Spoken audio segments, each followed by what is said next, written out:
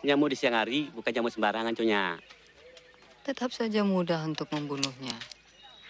Lebih sulit membunuh nyamuk yang tidak bersuara dan tidak menggigit apa-apa. Tapi kita semua bisa dibinasakannya. Conya, kok benar-benar luar biasa.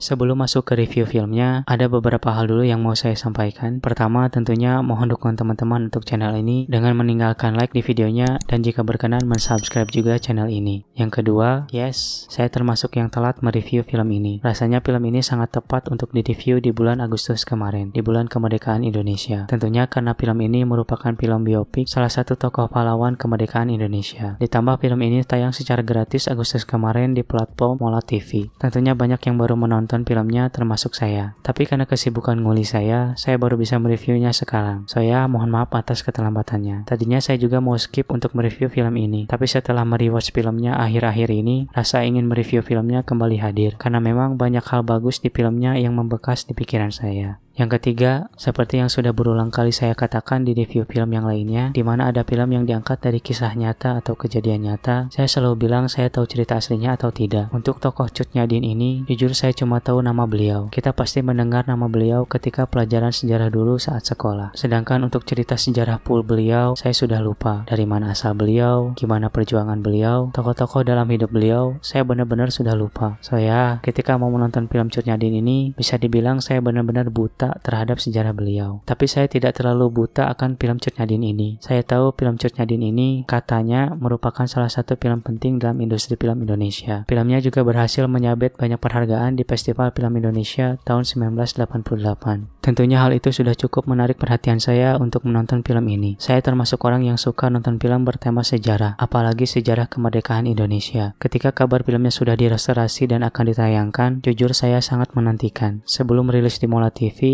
filmnya memang sempat tayang terbatas di bioskop. Sayangnya saya tidak sempat menontonnya, tentunya karena situasi dan kondisi yang belum memungkinkan pada saat itu. Tapi sudahlah, pada akhirnya saya bisa nonton juga film Cut Nyak Dien ini. So ya teman-teman, tanpa berlama-lama lagi, mari masuk ke review filmnya aja.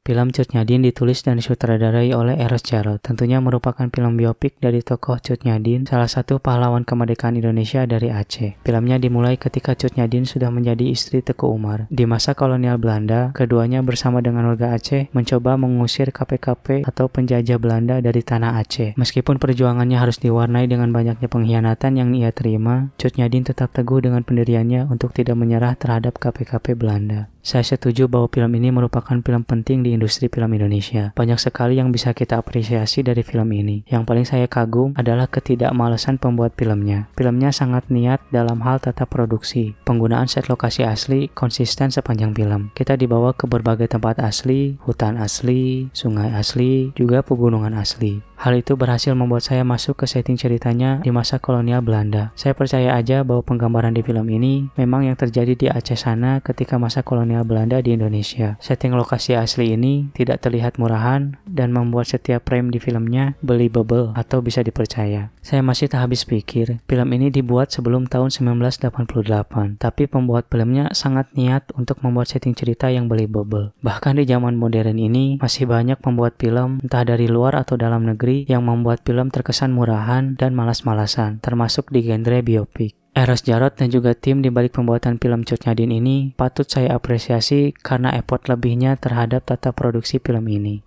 Masih soal hal teknikal dan penggunaan setting lokasi, sinematografi film ini. Ya ampun pak, ini sinematografinya asli, cantik dan sinematik banget. Saya nggak tahu gimana itu tahun 80-an, setting pencahayaannya gimana, atau teknikalnya seperti apa, tapi saya terus kepikiran loh, ini film tahun 80-an, tapi sinematografinya sangat niat gini. Shoot-shoot alamnya, shoot-shoot lokasinya, angle pengambilan gambarnya, lagi-lagi menurut saya niat banget asli. Kombinasi set lokasi asli dan sinematografi yang niat ini sukses membuat filmnya terlihat megah. Saya nggak bisa bayangin gimana nonton film ini di bioskop atau di resolusi yang lebih tinggi. Banyak one perfect shot yang bisa kita amati dan kita nikmati menurut saya. Masuk ke cerita film, pada saat pertama kali nonton, saya termasuk orang yang di ending berkata, udah nih, gini aja gitu. Tentunya hal ini terjadi karena ketidaktahuan saya akan sejarah Cut Nyak Dien dan pikiran bodoh saya terhadap film kemerdekaan. Pikiran bodoh saya tentang film kemerdekaan adalah gimana penggambaran keberhasilan kita mengusir penjajah. Rasa ingin mencintai negeri dan tokoh biopik yang berhasil mengusir para penjajah ingin saya dapat setelah menonton film Cut Nyak Dien ini. Itulah letak kesalahan saya, lebih tepatnya kebodohan saya ketika menonton film ini pertama kali. Karena setelah menonton ulang filmnya, sejarah dan filmnya juga tidak mengarah ke situ. Pengkhianatan adalah tema dan pesan yang mau disampaikan film ini. Lewat dialog-dialog yang tersirat antar tokoh di filmnya, tema pengkhianatan ini berhasil tersampaikan dengan sangat baik menurut saya. Fase filmnya pas, tidak terlalu cepat, juga tidak terlalu lambat. Semua kejadian-kejadian yang dialami Cut Nyak Dien yang digambarkan di film ini, porsinya sudah pas menurut saya. Tidak ada yang terasa kurang di salah satu setting cerita filmnya. Pendalaman tokoh Cut Nyak Dien juga terbilang dapat menurut saya. Christine Hakim sangat baik memerankan tokoh Cut Nyak Dien. Mulai dari ketika Cut Nyak Dien masih ikut dalam medan perang, sampai Cut Nyak Dien sudah berumur. Semua fase di hidupnya diperankan dengan ciamik oleh Christine Hakim. Memang pantas beliau mendapatkan penghargaan aktris terbaik untuk perannya sebagai Cut Nyak Dien ini. Entah kenapa, dialog-dialog yang tersirat yang disampaikan oleh beliau ngena aja terhadap saya. Bukan hanya karena penyampaiannya yang baik lewat akting beliau, tapi memang hal-hal yang dikatakan beliau kejadian di filmnya.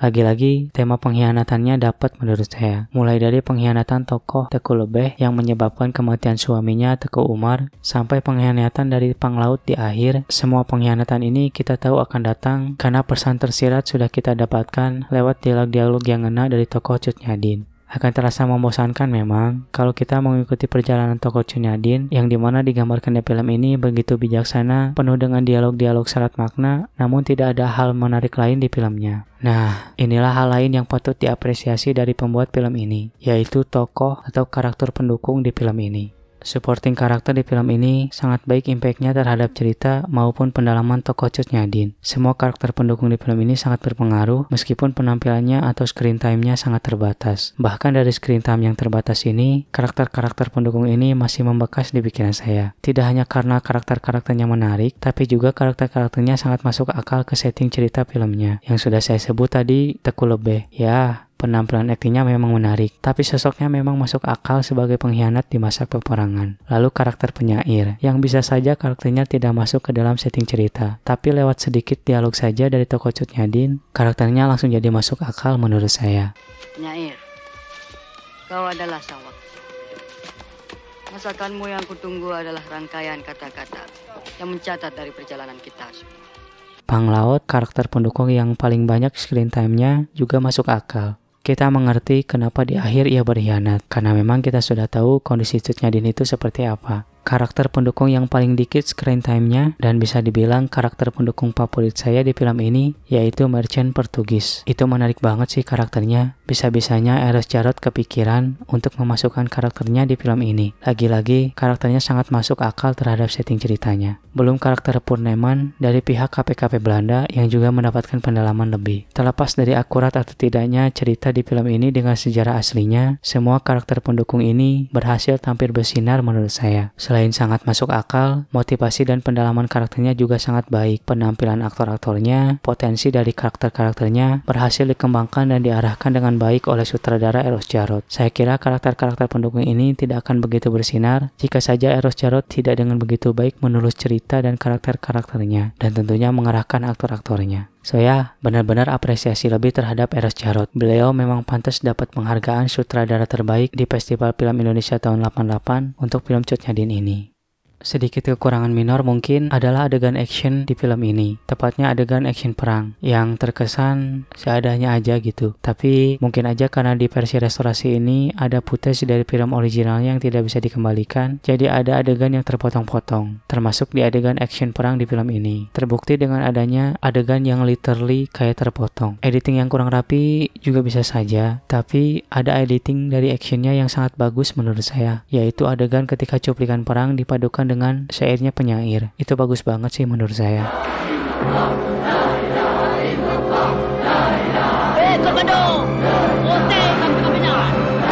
Saya pada akhirnya kekurangan minor ini masih bisa saya maafkan lah, karena sudah tertutupi dengan banyaknya hal-hal bagus dan hal-hal membekas lain di film ini yang sudah saya tadi katakan. Action juga memang bukan fokus utama film ini.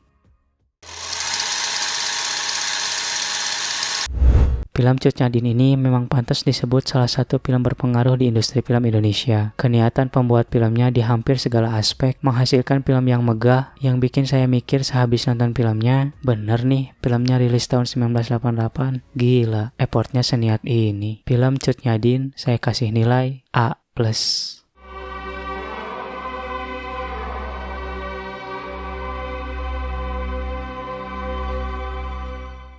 So ya teman-teman, itulah review seadanya untuk film Cut Nyahdin. Seperti biasa, kalau ada poin-poin yang mau ditambahkan atau pendapat-pendapat lain yang mau ditambahkan, silahkan tuliskan saja di kolom komentar. Jangan lupa tinggalkan like juga di videonya, dan jika berkenan, subscribe juga channel ini. Terima kasih sudah menonton videonya sampai akhir. Mohon maaf atas kekurangan-kekurangannya. Sampai jumpa di review film yang lainnya. Nama saya Ade, hatur nuhun.